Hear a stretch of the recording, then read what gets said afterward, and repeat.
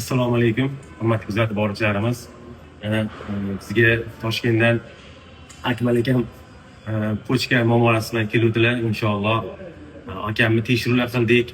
Operatsiya qilish kerak edi. Inshaalloh akamga hozir muolajalar yozib berdilar. Inshaalloh o'sha muolajalardan keyin, ya'niki bir 6 oy muddat berishdi. Inshaalloh 6 oy muddatdan keyin akam kelib, boshqatdan shu ko'rikdan o'tib operatsiya qilish kerak emasligini yana bir marta o'shandan keyin hal qilamiz deb doktorlar javob berishdi. Akmal aka ko'nglingiz to'ldimi Hindistondan? Qani biz doktorlarga nima deysiz Hindiston doktorlariga? Taassurotlar qalay? Taassurotlar yaxshi. Fikrlar eshitilib, kulturali. Ketma-ketlikda hammasini sekin shoshmasdan qilib chiqar ekan. Xudo xohlasa yaxshi bo'lib ketamiz. Qolganlar hammaga shu yaxshi bo'lishini tilaymiz. Kim shu yoqqa kelsa, ular sog'ayib ketsin. Istasa ko'rmaganlar bo'lib ketsin. Inshaalloh. Aytganingiz kelsin aka.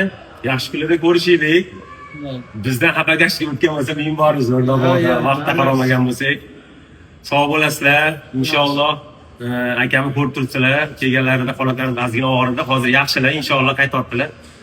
Kuzatishda davom etinglar, duoda bo'lib turinglar. Akam ham inshaalloh O'zbekistonga borganda sog'ayib, tezroq oyoqqa turib, yaxshi bo'lib ketsinlar. Iloyim shu bilan yaxshi bo'lib O'zbekistonda qolsinlar.